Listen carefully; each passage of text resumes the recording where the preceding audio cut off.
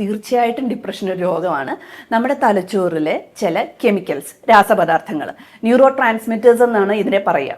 ഇവയുടെ അളവിലുണ്ടാകുന്ന വ്യത്യാസമാണ് ഡിപ്രഷൻ്റെ രോഗലക്ഷണങ്ങൾ ഉണ്ടാക്കുന്നത്. ഡിപ്രഷൻ വരുന്ന രോഗികളിൽ 2/3 ആൾക്കാരും സൂയിസൈഡ് അറ്റംപ്റ്റ് ചെയ്യും എന്നാണ് പറയുന്നത്. മൈൽഡ് ലെവൽ ഓഫ് ഡിപ്രഷൻ അല്ലെ മൈൽഡ് ലെവൽ ഓഫ് ആൻസൈറ്റി ഒക്കെ മാത്രമാണ് എങ്കിൽ നമുക്ക് സൈക്കോളജിക്കൽ ഇൻ്റർവെൻഷൻ, അതായത് നമ്മൾ ഈ കൗൺസിലിംഗ് എന്ന് പറയുന്ന സംഭവത്തിലൂടെ നമുക്കത് മാറ്റുവാൻ സാധിക്കും.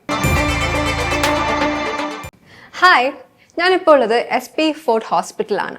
ഇന്ന് എൻ്റെ കൂടെ ജോയിൻ ചെയ്തിരിക്കുന്നത് doctor Lakshmi, consultant psychiatrist. Hi ma'am. Hi. നമ്മളിപ്പം ഡേ ടു ഡേ കേൾക്കുന്ന ഒരു ടേമാണ് ഡിപ്രഷൻ. ഡിപ്രഷൻ ഒരു തോന്നലാണോ അതോ ശരിക്കും ഡിപ്രഷൻ ഉണ്ടോ? ഒരുപാട് ആൾക്കാരുടെ സംശയമാണ്, ശരിക്കും ഈ ഡിപ്രഷൻ ഒരു അസുഖം തന്നെയാണോ അതോ മനസ്സിൻ്റെ ഒരു തോന്നൽ മാത്രമാണോ?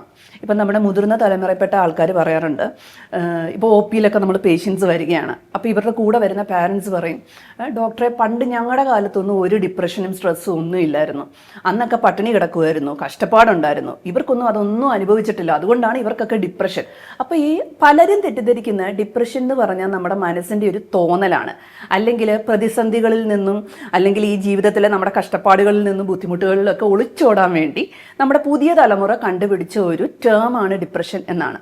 ശരിക്കും അങ്ങനെയല്ല. നമ്മുടെ ഫാദർ ഓഫ് മെഡിസിൻ ഹിപ്പോക്രേറ്റിസ് എന്ന് പറഞ്ഞ ആൾ 4th സെഞ്ച്വറിയിൽ തന്നെ 4th സെഞ്ച്വറി BC മെലാൻകോളിയ എന്ന് പറഞ്ഞ ഒരു ടേം പറഞ്ഞിട്ടുണ്ട്. ഈ മെലൻകോളിയ എന്ന് പറയുന്നത് ഒരു സിവിയർ ഡിപ്രഷൻ്റെ ഫോമാണ്. അപ്പോൾ ഈ ഡിപ്രഷൻ എന്ന് പറയുന്നത് ഇപ്പോൾ ഉള്ള കുട്ടികൾ കണ്ടുപിടിച്ച ടേമാണെന്ന് പറയുന്ന മുതിർന്ന തലമുറയ്ക്ക് വേണ്ടിയിട്ടാണ് ഞാനിത് എടുത്തു പറഞ്ഞത്. ഇനി അടുത്തതായിട്ട്, ഡിപ്രഷൻ രോഗമാണോ? തീർച്ചയായിട്ടും ഡിപ്രഷൻ ഒരു രോഗമാണ്. നമ്മുടെ തലച്ചോറിലെ ചില കെമിക്കൽസ്, രാസപദാർത്ഥങ്ങൾ, ന്യൂറോ ട്രാൻസ്മിറ്റേഴ്സ് എന്നാണ് ഇതിനെ പറയുക. ഇവയുടെ അളവിലുണ്ടാകുന്ന വ്യത്യാസമാണ് ഡിപ്രഷൻ്റെ രോഗലക്ഷണങ്ങൾ ഉണ്ടാക്കുന്നത്.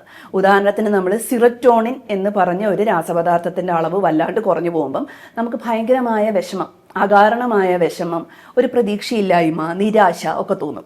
അതേപോലെ നോറെപ്പിനെഫ്രിൻ എന്ന് പറഞ്ഞ രാസപദാർത്ഥം കുറഞ്ഞു പോകുമ്പം ഒന്നിലും ഫോക്കസ് ചെയ്യാൻ സാധിക്കാതെ വരിക, ശ്രദ്ധ കുറഞ്ഞു പോവുക, ദേഹമാസകലം ഒരു തരിപ്പ് തോന്നുക, ക്ഷീണം തോന്നുക. ഇനി തലയുടെ നമ്മുടെ ഈ മുൻവശത്തുള്ള പ്രീ ഫ്രോണ്ടൽ കോർട്ടക്സ് എന്ന് പറയുന്ന ബ്രെയിനിൻ്റെ ഭാഗമുണ്ട്, അവിടെ ഡോപ്പാമിൻ്റെ അളവ് കുറഞ്ഞു പോകുമ്പം നമുക്ക് ഒന്നിലും സന്തോഷം അല്ലെങ്കിൽ പ്ലഷർ കണ്ടെത്താൻ പറ്റാത്തൊരവസ്ഥ വരും. ഇനി ഇതെല്ലാം ഞാൻ പറഞ്ഞ ഫങ്ഷനിൽ വരുന്ന മാറ്റം, സ്ട്രക്ചറിലും ഇതേപോലെ മാറ്റം വരും. അതായത് ഈ ഡിപ്രഷൻ ഒരുപാട് കാലമുള്ള പേഷ്യൻസിൻ്റെ ഒരു ന്യൂറോ ഇമേജിങ് സ്കാൻ നമ്മൾ ചെയ്ത് നോക്കിയാൽ ഇവരുടെ തലച്ചോറിലെ ചില ഭാഗങ്ങൾ, Hippo campus, amygdala, cingulate cortex എന്നൊക്കെ പറഞ്ഞിട്ടുള്ള ചില ഭാഗങ്ങൾ വല്ലാണ്ട് ചുരുങ്ങി പോകുന്നതായിട്ട് കാണും. അട്രോഫി എന്ന് ഇതിനെ പറയുക. അപ്പം ഡിപ്രഷൻ തീർച്ചയായിട്ടും ഒരു രോഗമാണ്. അതുകൊണ്ട് തന്നെ ചികിത്സിച്ചാൽ മാത്രമേ അത് മാറുകയുള്ളൂ. ഓക്കെ ഡോക്ടർ, നമ്മളിപ്പം അതല്ലാതെ കേൾക്കുന്ന ഒരു ഭയങ്കര സങ്കടപ്പെടുത്തുന്ന ന്യൂസാണ് സ്യൂയിസൈഡ്. അതായത് കൊച്ചു കുട്ടികൾ തൊട്ട് മുതിർന്നവർ, നല്ല എഡ്യൂക്കേറ്റഡ് ആയിട്ടുള്ളവർ വരെ സ്യൂയിസൈഡ് ചെയ്യുന്നുണ്ട്. എന്തുകൊണ്ടാണ് നമ്മുടെ ഈ സൊസൈറ്റിയിൽ ഇത്രയും സപ്പോർട്ട് സിസ്റ്റംസ് ഉണ്ടായിട്ടും സ്യൂയിസൈഡ് റേറ്റ്സ് ഇങ്ങനെ കൂടുന്നത്? നമ്മൾ സപ്പോർട്ട് സിസ്റ്റം ഉണ്ട് എന്ന് നമ്മൾ പറയുന്നുണ്ട് എങ്കിലും ഈ സപ്പോർട്ട് സിസ്റ്റം എത്രത്തോളം ആൾക്കാർ ഉപയോഗിക്കുന്നുണ്ടെന്നതുകൂടെ നമ്മൾ നോക്കണം. പലരും ഒരു ഹെൽപ്പ് ചോദിക്കാൻ മടിക്കുന്നവരാണ് ഇന്നും. അതായത് നമുക്ക് സ്വയം അറിയാം, ഞാൻ എൻ്റെ ബ്രേക്കിംഗ് പോയിന്റിലാണ്, എന്നെക്കൊണ്ട് ഇനി പറ്റത്തില്ല, എങ്കിൽ പോലും ഒരു സൈക്കാട്രിസ്റ്റിൻ്റെ അടുത്ത് പോകാനോ ഒരു മെഡിക്കൽ ഹെൽപ്പ് നേടാനോ മടിക്കുന്ന ആൾക്കാരാണ് ഭൂരിപക്ഷം ആൾക്കാരും. ഡിപ്രഷൻ വരുന്ന രോഗികളിൽ 2/3 ആൾക്കാരും സൂയിസൈഡ് അറ്റംപ്റ്റ് ചെയ്യും എന്നാണ് പറയുന്നത്. ഇതിലൊരു 10 തൊട്ട് 15% രോഗികൾ സൂയിസൈഡിൽ സക്സസ്ഫുൾ ആവുകയും മരിക്കുകയും ചെയ്യും. അപ്പം നമ്മളൊരു ശരിക്കും നോക്കിയാൽ ഒരു ഹാർട്ട് അറ്റാക്ക് വരുന്ന രോഗി, ഈ ഹാർട്ട് അറ്റാക്ക് വരുന്ന രോഗിയെ നമുക്ക് ജീവൻ രക്ഷിക്കാനായിട്ട് നമുക്കൊരു ആൻജിയോപ്ലാസ്റ്റി അല്ലെങ്കിൽ ഒരു ബൈപ്പാസ് സർജറി ചെയ്യേണ്ടി വരും. ഇതിന് ആൻജിയോപ്ലാസ്റ്റി ആണെങ്കിൽ 1 ലക്ഷം രൂപയെങ്കിലും ആവും, ബൈപ്പാസ് ആണെങ്കിൽ കുറഞ്ഞത് 5 ലക്ഷം രൂപയെങ്കിലും ആവും. അപ്പോൾ ഈ ഡിപ്രഷനുള്ള ഒരു രോഗിയെ ആത്മഹത്യയിൽ നിന്ന് പ്രിവെൻറ്റ് ചെയ്യാൻ നമുക്കൊരു 300 തൊട്ട് 400 രൂപയോ മാക്സിമം പോയാൽ മാസം 1000 രൂപയുടെ മെഡിസിൻസ് മതി. മെഡിസിൻ സ്റ്റാർട്ട് ചെയ്ത് വിതിൻ ഒരു 2 to 3 വീക്സ് രോഗി ഇമ്പ്രൂവ് ചെയ്യും. അപ്പം ഡിപ്രഷൻ സൂയിസൈഡിൻ്റെ ഒരു വലിയ കാരണമാണ്. ഈസിലി പ്രിവെൻറ്റബിൾ ആണ്, നമുക്ക് പെട്ടെന്ന് ഇത് പ്രിവെൻറ്റ് ചെയ്യാൻ പറ്റും. അതുകൊണ്ട് കൂടുതൽ നമുക്ക് എന്തെങ്കിലും ബുദ്ധിമുട്ടുണ്ട്, നമ്മളെ കൊണ്ട് പറ്റുന്നില്ല എന്ന് തോന്നുന്നുണ്ടെങ്കിൽ തീർച്ചയായിട്ടും ഒരു സൈക്കാട്രിസ്റ്റിനെ പോയി കാണാൻ മടി വിചാരിക്കല്ലേ. സൈക്കാട്രിസ്റ്റ് എന്ന് പറയുന്നത് ഭ്രാന്തിനെ മാത്രം ചികിത്സിക്കുന്ന ഡോക്ടറാണെന്ന് ധരിക്കരുത്, അങ്ങനെ അല്ല. നമ്മുടെ സൊസൈറ്റിയിൽ ഒരു സൈക്കോളജിസ്റ്റ് അല്ലെങ്കിൽ സൈക്കാട്രിസ്റ്റിനെ കാണുന്നത് ഒരു സ്റ്റിഗ്മയായിട്ടാണ് കൺസിഡർ ചെയ്തേക്കുന്നത്. നമ്മൾ ഏത് പോയിന്റിലാണ് ഒരു സൈക്കോളജിസ്റ്റിനെ കാണേണ്ടത്, അവിടുന്ന് നമ്മൾ ഏത് പോയിന്റിലാണ് ഒരു സൈക്കാട്രിസ്റ്റിനെ കാണേണ്ടത്? ഇത് ഒരുപാട് ആൾക്കാരുടെ ഒരു സംശയമാണ്. സത്യം പറഞ്ഞാൽ വളരെ എഡ്യൂക്കേറ്റഡ് ആയിട്ടുള്ള ആൾക്കാർക്ക് പോലും ഈ സൈക്കോളജിസ്റ്റും സൈക്കാട്രിയും തമ്മിലുള്ള വ്യത്യാസം അറിഞ്ഞൂടാ. അതായത് എന്താണ് സൈക്കോളജിസ്റ്റ്, എന്താണ് സൈക്കാട്രിസ്റ്റ് എന്ന് പറയുന്നത്. സൈക്കാട്രിസ്റ്റ് എന്ന് പറയുന്നത് ഒരു ബേസിക് മെഡിക്കൽ ഡിഗ്രി ഉള്ള ഡോക്ടറാണ്. അതായത് MBBS പഠിച്ചതിന് ശേഷം നമ്മൾ സൈക്കാട്രിയിൽ സ്പെഷ്യലൈസേഷൻ ചെയ്യുന്ന MD എടുക്കുന്ന ഡോക്ടേഴ്സിനെയാണ് നമ്മൾ സൈക്കാട്രിസ്റ്റ് എന്ന് പറയുന്നത്. ഈ സൈക്കോളജി എന്ന് പറയുന്നത് ഒരു മെഡിക്കൽ ഡിഗ്രി അല്ല. ഇത് നമ്മുടെ ഫിസിയോതെറാപ്പിയൊക്കെ പോലെ തന്നെ മെഡിക്കൽ ഫീൽഡുമായി ബന്ധപ്പെട്ട് പ്രവർത്തിക്കുന്ന കൗൺസിലിംഗ് മാത്രം ചെയ്യാൻ പറ്റുന്ന ഒരു ഡിഗ്രിയാണ്. ഇനി എന്തിനാണ് നമ്മൾ സൈക്കോളജിക്കൽ ഹെൽപ്പ് തേടേണ്ടത്, എന്തിനാണ് സൈക്കാട്രിസ്റ്റിൻ്റെ അടുത്ത് പോകേണ്ടത്? ഇപ്പം നമ്മളൊരു മൈൽഡ് ലെവൽ ഓഫ് ഡിപ്രഷൻ അല്ലെ മൈൽഡ് ലെവൽ ഓഫ് ആൻസൈറ്റി ഒക്കെ മാത്രമാണ് എങ്കിൽ നമുക്ക് സൈക്കോളജിക്കൽ ഇൻ്റർവെൻഷൻ, അതായത് നമ്മൾ ഈ കൗൺസിലിംഗ് എന്ന് പറയുന്ന സംഭവത്തിലൂടെ നമുക്കത് മാറ്റുവാൻ സാധിക്കും. പക്ഷേ മൈൽഡ് ആണെങ്കിൽ മാത്രം. ഡിപ്രഷൻ ഒരു മോഡറേറ്റ് ലെവൽ കഴിഞ്ഞു കഴിഞ്ഞാൽ നമുക്ക് കൗൺസിലിങ്ങിലൂടെ മാത്രം അത് മാറ്റാൻ സാധിക്കുകയില്ല. അപ്പോൾ കൗൺസിലിങ്ങിൻ്റെ കൂടെ ഞാൻ ഈ നേരത്തെ പറഞ്ഞ തലച്ചോറിലെ രാസപദാർത്ഥങ്ങളെ വീണ്ടും നമുക്ക് നോർമലാക്കാനുള്ള മെഡിസിൻ എടുക്കണം. എങ്കിലും മാത്രമേ നമ്മൾ മാറ്റം വരുള്ളൂ. ഇപ്പോൾ ഉദാഹരണത്തിന് നമുക്ക് ഷുഗറുള്ള രോഗികൾ, ഇപ്പോൾ ഷുഗർ ഒരു ബോർഡർ ലൈനിലൊക്കെ ആണെങ്കിൽ ഡോക്ടർ എന്താ പറയുക, ഒന്ന് എക്സസൈസ് ചെയ്യണം, അല്ലെ കുറച്ച് നടക്കണം, ഡയറ്റൊക്കെ ഒന്ന് കൺട്രോൾ ചെയ്യണം. പക്ഷെ നമ്മൾ ആദ്യം ചെക്ക് ചെയ്യുമ്പോൾ ഷുഗർ ഒരുപാട് കൂടുതലാണ്, അല്ലെ ഒരു 400 ആണ് എങ്കിൽ ആ പേഷ്യൻ്റ് എത്ര നാൾ എക്സസൈസ് ചെയ്ത് കഴിഞ്ഞാലും അയാളുടെ കുറയില്ല.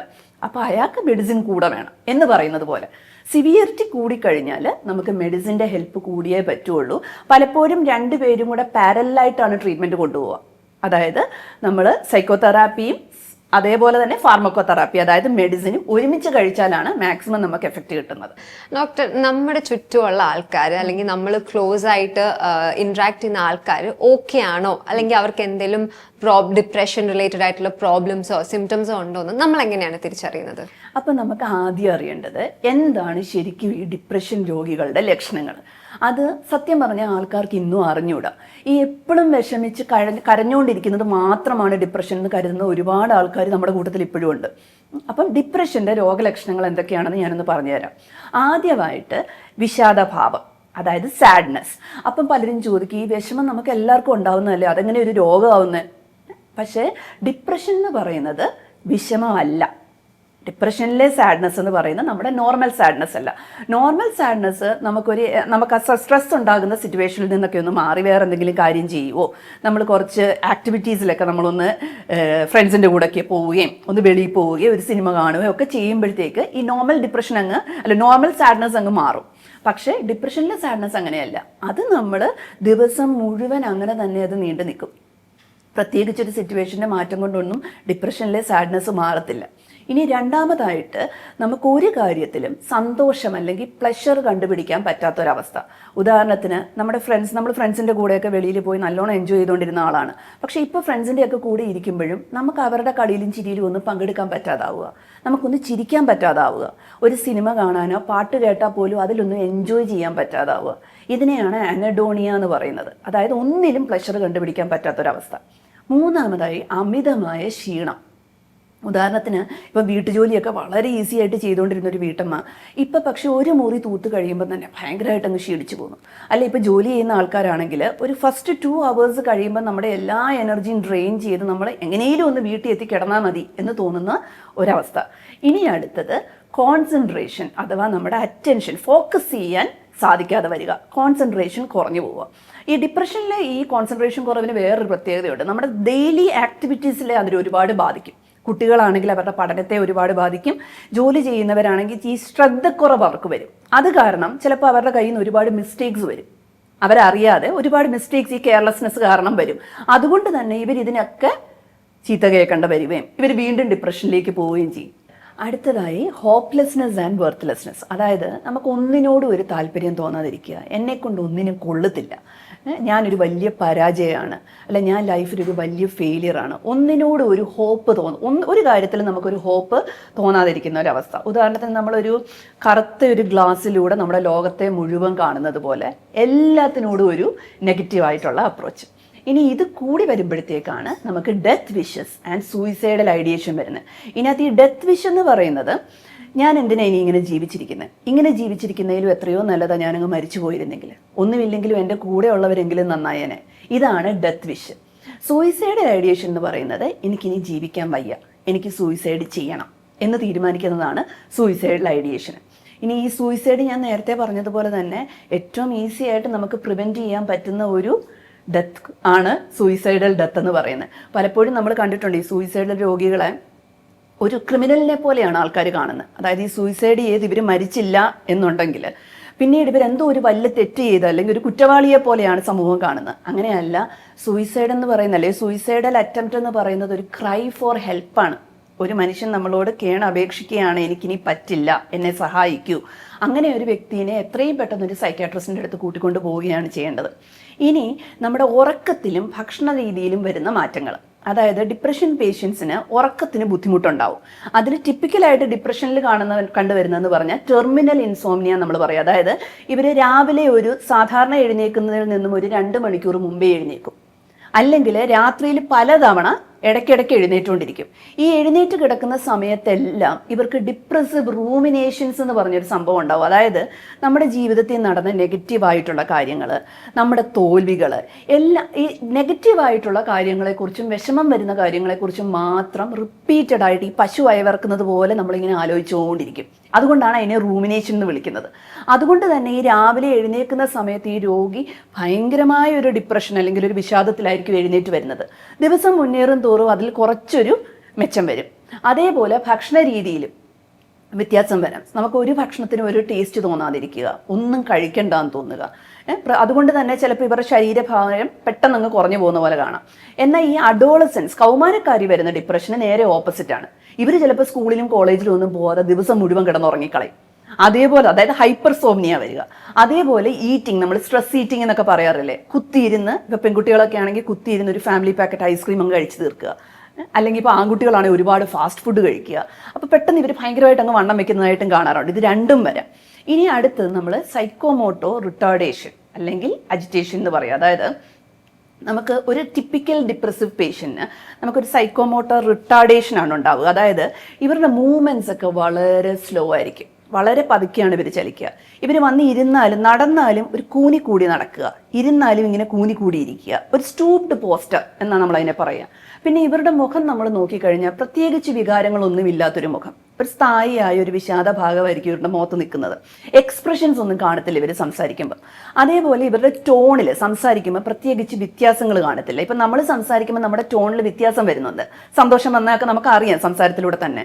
ഈ ഡിപ്രസീവ് പേഷ്യൻസിന് ഒരു മൊണോട്ടോണസ് വോയിസ് ആയിരിക്കും, വളരെ സ്ലോ ആയിട്ട്, വളരെ പതുക്കെ, വളരെ ചോദ്യങ്ങൾ ചോദിച്ചാൽ ചിലപ്പോൾ ഒരുപാട് നേരം കഴിഞ്ഞായിരിക്കും ഇവർ റിപ്ലൈ പറയുന്നത്. ഇത് സിവിയർ ഡിപ്രഷനൊക്കെ ഉള്ളൊരു പേഷ്യൻറ്റിനാണ്. ഇതേപോലെ നേരെ ഓപ്പോസിറ്റും വരാം. അജിറ്റേഷനും സൈക്കോമോട്ടോർ അജിറ്റേഷൻ വരാറുണ്ട് ചില പേഷ്യൻ്റ്. ഇങ്ങനെയുള്ളവരിപ്പം നമ്മൾ ചുണ്ടിങ്ങനെ കടിച്ചുകൊണ്ടിരിക്കുക, അല്ലെങ്കിൽ കൈയൊക്കെ ഇങ്ങനെ ഇടയ്ക്കിടയ്ക്ക് ഇളക്കിക്കൊണ്ട് ഞെരിച്ചുകൊണ്ടിരിക്കുക, കൈകാലുകൾ ഇങ്ങനെ ഇളക്കിക്കൊണ്ടിരിക്കുക, ഇതൊക്കെ സൈക്കോമോട്ടോർ അജിറ്റേഷൻ എന്ന് പറയും. ഇതൊക്കെയാണ് ഡിപ്രഷൻ്റെ രോഗലക്ഷണങ്ങൾ. ഇവയിൽ 5 എണ്ണമോ അതിൽ കൂടുതലോ 2 ആഴ്ചയോ അതിലധികം നാൾ കാലയളവിൽ നീണ്ടു നിൽക്കുകയോ ചെയ്താൽ മാത്രമേ നമുക്ക് ഡിപ്രഷൻ ഉണ്ടെന്ന് ഡയഗ്നോസ് ചെയ്യാൻ പറ്റുള്ളൂ. 1-2 ദിവസം ഉണ്ടായ ഉടനെ പേഷ്യൻ്റ് ഡിപ്രഷനാണെന്ന് നമുക്ക് പറയാൻ പറ്റത്തില്ല. ഓക്കെ. പിന്നെ ഡോക്ടർ, ഞാൻ കേട്ടിട്ടുള്ള വേറൊരു കാര്യമാണ്, നമ്മൾ ഈ മെഡിസിൻസ്, അതായത് സൈക്കാട്രിസ്റ്റ് പ്രിസ്ക്രൈബ് ചെയ്യുന്ന മെഡിസിൻസ് എടുത്താൽ നമ്മുടെ ബ്രെയിനിനെ അല്ലെങ്കിൽ പിന്നുള്ള ഫ്യൂച്ചറിനെ വല്ലാണ്ട് എഫക്റ്റ് ചെയ്യും, നമുക്ക് ഫുൾനെസ് ഉണ്ടാകും, മെമ്മറി ലോസ് ഉണ്ടാവും എന്നൊക്കെ. അതൊക്കെ കറക്റ്റ് ആണോ? ഇത് മറ്റൊരു തെറ്റിദ്ധാരണയാണ്. അതായത് സൈക്കാട്രിയെ കുറിച്ചുള്ള ആൾക്കാരുടെ വലിയൊരു തെറ്റിദ്ധാരണയാണ്. അതായത് സൈക്കാട്രിക് മെഡിക്കേഷൻസ് എല്ലാം ഭയങ്കരമായ സൈഡ് എഫക്ട്സ് ഉള്ള മെഡിക്കേഷൻസ് ആണ്. ഇത് കഴിച്ചു കഴിഞ്ഞാൽ നമുക്ക് സൈക്കാട്രിക് അസുഖങ്ങളുണ്ടാവും, നമുക്ക് ഭ്രാന്തുണ്ടാകും, അല്ലെങ്കിൽ നമ്മൾ പിന്നെ ഒരു സോംബിയെ പോലെ ആയി പോകും എന്നൊക്കെ പറയുന്ന ആൾക്കാർ ഇന്നും ഉണ്ട്. ഇതങ്ങനെയല്ല. നമുക്കിപ്പോൾ മെഡിക്കൽ ഫീൽഡിൽ നമ്മൾ നോക്കിക്കഴിഞ്ഞാൽ ഭയങ്കര അഡ്വാൻസ്മെൻറ്റ് വന്നുകൊണ്ടിരിക്കുകയാണ് അല്ലേ. ഇപ്പം നമ്മൾ ഡെർമറ്റോളജി, ലേസർ, അങ്ങനെ എന്തൊക്കെ പുതിയ കാര്യങ്ങളാണ് വരുന്നത് അല്ലേ. പണ്ട് നമ്മളിപ്പോൾ ഒരു അപ്പൻഡിസൈറ്റിസ് ഓപ്പറേഷൻ ചെയ്യണമെങ്കിൽ അതൊരു മേജർ സർജറി ആയിരുന്നു. ഇന്ന് അപ്പൻഡിസെക്ടമി എന്ന് പറയുന്നത് നമ്മളൊരു ലാപ്രോസ്കോപ്പിക് സർജറിയാണ്. ഒരു സർജനെ സംബന്ധിച്ച് അത് വളരെ ഈസി ആയിട്ട് ചെയ്യാൻ പറ്റും. അതേപോലെ സൈക്യാട്രിയിൽ ഒരു 20 വർഷം 30 വർഷമൊക്കെ മുമ്പ് ഇതുപോലെ വലിയ സൈഡ് എഫക്ട്സ് ഉള്ള മരുന്നുകളെ ഉണ്ടായിരുന്നുള്ളൂ. ഇപ്പം അത് മാറി. ഇപ്പോഴത്തെ മരുന്നുകൾക്ക് സൈഡ് എഫക്ട്സ് നമുക്ക് ഓൾമോസ്റ്റ് നിൽ എന്ന് തന്നെ പറയാം. വളരെ കുറഞ്ഞ സൈഡ് എഫക്റ്റേ ഉള്ളൂ. ഇനി ആൾക്കാർക്കുള്ള മറ്റൊരു സംശയമാണ് അഡിക്ഷൻ. സൈക്കാട്രി മരുന്ന് കഴിച്ചാൽ പിന്നെ നമ്മൾ കഴിച്ചുകൊണ്ടേ ഇരിക്കേണ്ടി വരുമോ? അങ്ങനെയല്ല. നമ്മൾ ഈ സ്ലീപ്പിംഗ് പിൽ കാറ്റഗറിയിൽ പെടുന്ന മരുന്നുകൾക്ക് മാത്രമാണ് അഡിക്ഷൻ പ്രോപ്പർട്ടീസ് ഉള്ളത്. അതും നമ്മളൊരു ഡോക്ടറെ കണ്ട് ഡോക്ടർ നിർദ്ദേശിക്കുന്ന അനുസരിച്ച് കഴിക്കുകയാണെങ്കിൽ അഡിക്ഷൻ വരത്തില്ല. പലപ്പോഴും ഈ ഒരു പ്രിസ്ക്രിപ്ഷൻ മേടിച്ച് വെച്ചിട്ട് ഏതെങ്കിലും പരിചയമുള്ള ഒരു മെഡിക്കൽ സ്റ്റോറിൽ നമ്മളിത് മേടിച്ച് കഴിച്ചുകൊണ്ടിരിക്കും. അപ്പം 2-3 വർഷം അങ്ങനെ കൊടുക്കാൻ പാടില്ല നിയമം ഉള്ളതാ, എങ്കിലും പരിചയം വെച്ച് നമ്മൾ മേടിച്ച് കഴിക്കും. എന്നിട്ട് ഒരു 2-3 വർഷം കഴിഞ്ഞ് ഈ ഗുളിക കിട്ടാണ്ടാകുമ്പോഴാണ് മനസ്സിലാകുന്നത് ഇതില്ലാണ്ട് നമുക്ക് ഉറങ്ങാൻ പറ്റത്തില്ലെന്ന്.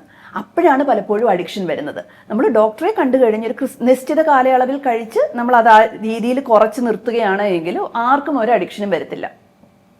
Okay doctor. പിന്നെ നമ്മുടെ ഈ ജനറേഷനിലാണ് കൂടുതലായിട്ടുള്ള ഡിപ്രഷൻ, മൂഡ് സ്വിങ്സ്, ബൈപോളാർ ഒക്കെ കണ്ടുവരുന്നത്. അപ്പം എങ്ങനെയാണ് നമ്മൾ ഇതൊക്കെ അറ്റ് ഏർലി സ്റ്റേജിൽ ഡയഗ്നോസ് ചെയ്യുന്നത്? ഒന്ന്, നമുക്കൊരു അവയർനെസ്, മെൻ്റൽ ഹെൽത്ത് അവയർനെസ് വേണമെന്നുള്ളതാണ്. അതിന് ഇപ്പം സൈക്യാട്രിസ്റ്റ് ആണെങ്കിലും സൈക്കോളജിസ്റ്റ് ആണെങ്കിലും നമ്മൾ ഇതുപോലത്തെ ടോക്കുകൾ തരുന്നതും അല്ലെങ്കിൽ സ്കൂളുകളിലും കോളേജുകളിലും ഒക്കെ പോയി കുട്ടികളോട് സംസാരിക്കുകയൊക്കെ ചെയ്യുന്നത് ഒരു ബോധവൽക്കരിക്കാൻ വേണ്ടിയിട്ടാണ്. അതായത് ഇപ്പം നമുക്ക് ഈ മെൻ്റൽ ഹെൽത്തിനെ കുറിച്ചുള്ള നമ്മുടെ നോളജ് വളരെ പുവറാണ്. ഇപ്പോൾ ഉദാഹരണത്തിന് നമ്മൾ താഴെ വീണു, നമ്മുടെ കാലെവിടെയെങ്കിലും ഇടിച്ചു, കാലിൽ നല്ല നീരുണ്ട്. ഏതൊരു മനുഷ്യനും അറിയാം നീരുണ്ടെങ്കിൽ ചിലപ്പോൾ എല്ലിന് പൊട്ടലുണ്ടായിരിക്കും. നമ്മളൊരു ഓർത്തോപീഡിഷനെ പോയി കാണണം എന്നുള്ളത്. ഇപ്പം രാവിലെ എഴുന്നേറ്റപ്പോൾ കണ്ണ് ഭയങ്കരമായിട്ട് ചുമന്നിരിക്കുകയാണ് അല്ലേ, ഒരു ഒഫ്താൽമോളജിസ്റ്റിനെയാണ് പോയി കാണുന്നത് എന്നുള്ളത് നമുക്കറിയാം.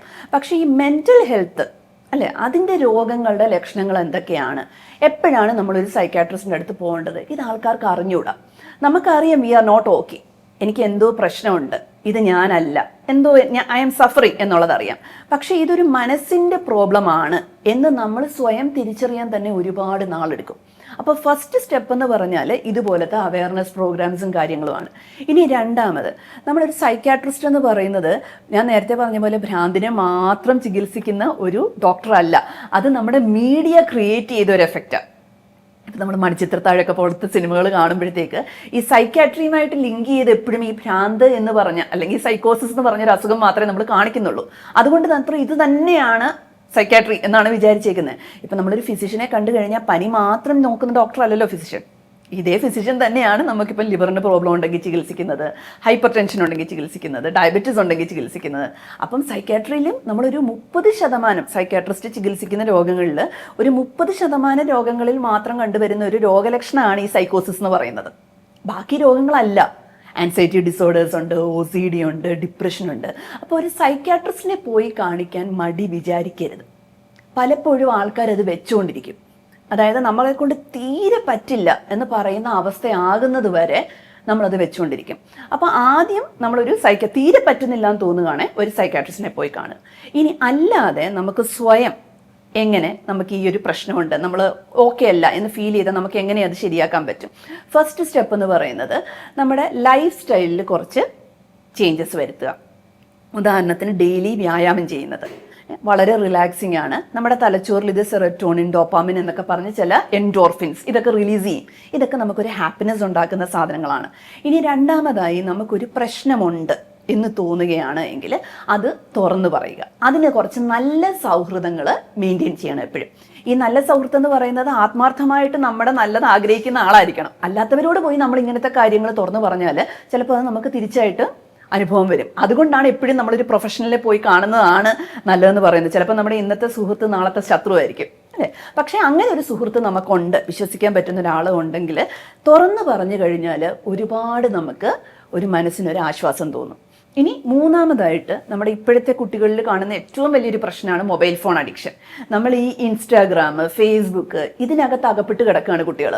അപ്പം നമ്മൾ മനസ്സിലാകും നമ്മുടെ ബ്രെയിനിൻ്റെ ഒരു നോർമൽ ഫങ്ഷനിങ് മെക്കാനിസമായിട്ട് ഇത് ലിങ്കായി പോകത്തില്ല. നമ്മൾ ഉദ്ദേശിക്കുന്നതെന്ന് വെച്ചാൽ ഇപ്പോൾ കുറച്ച് നേരം പഠിച്ചു കഴിഞ്ഞിന് ഒരു റെസ്റ്റ് എടുക്കാൻ വേണ്ടി അല്ലെങ്കിൽ റിലാക്സ് ചെയ്യാൻ വേണ്ടി ഓടി വന്ന് കുറച്ച് നേരം ഇൻസ്റ്റാഗ്രാം നോക്കുന്ന കുട്ടികളുണ്ട്. ഇത് റെസ്റ്റ് അല്ല. ഇവിടെ നമ്മുടെ ബോഡിക്ക് മാത്രമേ റെസ്റ്റ് കിട്ടുന്നുള്ളൂ. തലച്ചോറ് എപ്പോഴും പ്രവർത്തിച്ചുകൊണ്ടിരിക്കുകയാണ്. അപ്പോൾ പഠിക്കുന്ന കുട്ടികൾക്ക് റെസ്റ്റ് എന്ന് പറഞ്ഞാൽ തലച്ചോറിന് വേണം റെസ്റ്റ് കൊടുക്കാൻ. അപ്പം അതിന് ഈ മൊബൈൽ, നമ്മുടെ ഇൻസ്റ്റാഗ്രാം, യൂട്യൂബ് ഇതൊന്നും നമ്മൾ റെസ്റ്റ് എടുക്കാൻ വേണ്ടി അപ്പോഴും നമ്മുടെ ബ്രെയിന് ഫങ്ഷൻ ചെയ്തുകൊണ്ടിരിക്കുകയാണ്. ഇത് നമുക്ക് റെസ്റ്റ് തരികയില്ല. അപ്പോൾ ഒരു ഡിജിറ്റൽ ഡീറ്റോക്സിഫിക്കേഷൻ നമ്മൾ ചെയ്യണം. അതായത് എല്ലാ ദിവസവും ഒരു നിശ്ചിത സമയം ഈ മൊബൈൽ യൂസ് ചെയ്യാൻ വേണ്ടിയിട്ട് മാറ്റിവെക്കണം. ആ ടൈം മാത്രമേ ഈ സാധനം നമ്മൾ കൈകൊണ്ട് എടുക്കാവുള്ളൂ. ബാക്കി സമയം ഇത് മാറ്റി ദൂരെ വെച്ചേക്കാം. സോ ഡോക്ടർ, നമുക്ക് ഡിപ്രഷനെ എങ്ങനെ ട്രീറ്റ് ചെയ്യാം? ഇത് ഒരുപാട് ആൾക്കാർ ചോദിക്കാറുണ്ട്, ഡിപ്രഷൻ നമുക്ക് ട്രീറ്റ് ചെയ്യാൻ പറ്റുമോ? ഇനി രണ്ടാമത്തെ കൂട്ടർ OP വന്ന ഉടനെ ആദ്യമേ തന്നെ പറയും, ഡോക്ടർ ഞങ്ങൾക്ക് മരുന്നൊന്നും വേണ്ട, കൗൺസിലിംഗ് മാത്രം മതി. അപ്പം ഈ മരുന്നിനോടൊരു വല്ലാത്ത പേടി ആൾക്കാർക്കുണ്ട്. അപ്പം നമുക്ക് രോഗത്തിൻ്റെ ഒരു സ്റ്റേജ് അനുസരിച്ചാണ് നമ്മൾ ഡിപ്രഷൻ്റെ ട്രീറ്റ്മെൻറ്റ് ഡിസൈഡ് ചെയ്യുന്നത്. ഇപ്പോൾ മൈൽഡ്, മോഡറേറ്റ്, സിവിയർ എന്നിങ്ങനെ 3 രീതിയിൽ സിവിയറിറ്റി അനുസരിച്ച് നമ്മൾ അതിനെ തരംതിരിക്കുന്നുണ്ട്. മൈൽഡ് ലെവലാണ് എങ്കിൽ നമുക്ക് ഈ സൈക്കോതെറാപ്പി, CBT എന്ന് നമ്മൾ കേൾക്കുന്ന ഈ സൈക്കോതെറാപ്പിയിലൂടെ മാത്രം നമുക്ക് പേഷ്യൻസിനെ മാറ്റിയെടുക്കുവാൻ സാധിക്കും. പിന്നെ ഞാൻ ഈ പറഞ്ഞതുപോലെ കുറേ ലൈഫ് സ്റ്റൈൽ ചേഞ്ചസും കാര്യങ്ങളും ഒക്കെ അവരെ ഹെൽപ്പ് ചെയ്യും. ഒരു മോഡറേറ്റ് ലെവല് കഴിഞ്ഞു കഴിഞ്ഞാൽ പിന്നെ നമുക്ക് ഈ മരുന്നുകളുടെ ആവശ്യമുണ്ട്. അപ്പം നമ്മൾ ആദ്യം മരുന്ന് സ്റ്റാർട്ട് ചെയ്യുക. ഒരു 2 വീക്സ് ആകുമ്പോൾ പേഷ്യൻ്റ് പതുക്കെ മരുന്നിനോട് റെസ്പോണ്ട് ചെയ്ത് തുടങ്ങും. ആ മരുന്നിനോടുള്ള റെസ്പോൺസ് വന്നതിന് ശേഷം മാത്രമേ നമ്മൾ സൈക്കോതെറാപ്പി സ്റ്റാർട്ട് ചെയ്യുള്ളൂ. കാരണം അപ്പം ആദ്യം നമ്മൾ ചിലപ്പോൾ ഈ സംസാരിച്ചുകൊണ്ടിരിക്കുന്ന കാര്യങ്ങൾ പേഷ്യൻ്റെ മുഖത്ത് നോക്കിക്കൊണ്ടിരിക്കുന്നതേ ഉള്ളൂ. പക്ഷേ ഇവരുടെ തലയിലേക്കൊന്നും കയറുകയില്ല. അപ്പോൾ ഈ പറയുന്ന കാര്യങ്ങൾ ഇവർക്കൊന്ന് ശ്രദ്ധിച്ച് കേൾക്കണമെങ്കിൽ പോലും ആദ്യം അവർക്കൊരു ആശ്വാസം കിട്ടണം. ആ ആശ്വാസം മരുന്നിന് മാത്രമേ പ്രൊവൈഡ് ചെയ്യാൻ പറ്റുള്ളൂ. ഇനി ഈ മരുന്ന് ഏതൊക്കെ തരത്തിലുള്ള മരുന്നുകളാണ്? ഏറ്റവും കൂടുതലായിട്ട് നമ്മൾ യൂസ് ചെയ്യുന്നത് ഈ സിററ്റോണിൻ്റെ ലെവൽ അഡ്ജസ്റ്റ് ചെയ്യുന്ന മരുന്നുകളാണ്. നമ്മളതിനെ SSRI എന്നാണ് വിളിക്കുക. അത് ഒരുപാട് തരം മരുന്നുകളുണ്ട് ഇതിനകത്ത്. വളരെ സേഫാണ്, സൈഡ് എഫക്ട്സ് വളരെ വളരെ കുറവാണ്, ഓൾമോസ്റ്റ് നില്ലെന്ന് നമുക്ക് പറയാം. ഇനി ഇതേപോലെ സിററ്റോണിൻ്റെയും നോറെപ്പിനെഫ്രിൻ്റെയും ലെവൽ ഒരേപോലെ തന്നെ ചേഞ്ച് ചെയ്യുന്ന മെഡിസിൻസ് ഉണ്ട്. അതിനെ SNRI എന്നാണ് വിളിക്കുക. അവയും ഇതേപോലെ സൈഡ് എഫക്ട് പ്രൊഫൈൽ വളരെ കുറവുള്ള, നമുക്ക് ഈസി ആയിട്ട് കഴിക്കാൻ പറ്റുന്ന മരുന്നുകളാണ്. പക്ഷേ ഇനി എത്ര നാൾ ഇത് കഴിക്കേണ്ട വരും? അതാണ് ആൾക്കാരുടെ അടുത്തൊരു സംശയം. നമ്മൾ ഫസ്റ്റ് എപ്പിസോഡ് ഡിപ്രഷനാണ് നമുക്ക് വരുന്നതെങ്കിൽ ഒരു 9 മാസം നമ്മൾ മരുന്ന് കഴിച്ചതിന് ശേഷം ഇത് ക്രമേണ കുറച്ച് നമ്മൾ നിർത്തുകയാണ് ചെയ്യുന്നത്. ഇതല്ല നമുക്ക് സിവിയർ ആയിട്ടുള്ള ഡിപ്രഷൻ റിപ്പീറ്റഡ് ആയിട്ട് വന്നുകൊണ്ടേ ഇരിക്കുകയാണെങ്കിൽ 2 വർഷം കാലയളവെങ്കിലും നമ്മൾ മരുന്ന് കഴിക്കണം. അപ്പോൾ ആൾക്കാർ ചോദിക്കുക, എന്തിനാണ് ഡോക്ടർ ഇത്രയും നാൾ മരുന്ന് കഴിക്കുന്നത്? അതുപോലെ തന്നെ നമ്മൾ മരുന്ന് തുടങ്ങി ഒരു 1 മന്ത് ആകുമ്പോൾ തന്നെ പേഷ്യൻ്റ് ഇമ്പ്രൂവ് ചെയ്യും. അപ്പോൾ പെട്ടെന്ന് ചിലപ്പോൾ അങ്ങ് നിർത്തിക്കളയും. ഇത് രണ്ടും ചെയ്യാൻ പാടില്ല. നമ്മൾ തലച്ചോറിലാണ് നമ്മൾ ഈ മാറ്റങ്ങൾ വരുത്തുന്നത്. അപ്പോൾ ഈ വന്ന മാറ്റം പെർമനൻ്റ് ആകാനുള്ള ടൈമാണ് ഈ 9 മന്ത്സ് എന്ന് പറയുന്നത്. ഇതിനു മുമ്പ് നമ്മൾ മരുന്ന് നിർത്തി കഴിഞ്ഞാൽ മരുന്ന് നിർത്തി വിതിൻ ഒരു 2 or 3 വീക്സ് നമ്മൾ പഴയ കണ്ടീഷനിലേക്ക് പോകും. അപ്പം നമ്മൾ ചിട്ടയായിട്ട് അത് ചികിത്സിക്കുകയാണ് എങ്കിൽ പൂർണ്ണമായിട്ടും ചികിത്സിച്ച് ഭേദമാക്കാൻ പറ്റുന്ന ഒരു അസുഖമാണ് ഡിപ്രഷൻ. Okay doctor. അപ്പം ഇപ്പോഴത്തെ ജനറേഷൻ ഫേസ് ചെയ്യുന്ന ഒരു വലിയ പ്രോബ്ലം ഡിപ്രഷൻ, അതാണ് ഡോക്ടർ ലക്ഷ്മി അഡ്രസ് ചെയ്ത് അതിൻ്റെ പ്രിവെൻഷൻ എല്ലാം നമുക്ക് വളരെ ഡീറ്റെയിൽ ആയിട്ട് പറഞ്ഞു തന്നു. Thank you so much Lakshmi doctor. ശരി, താങ്ക്സ്.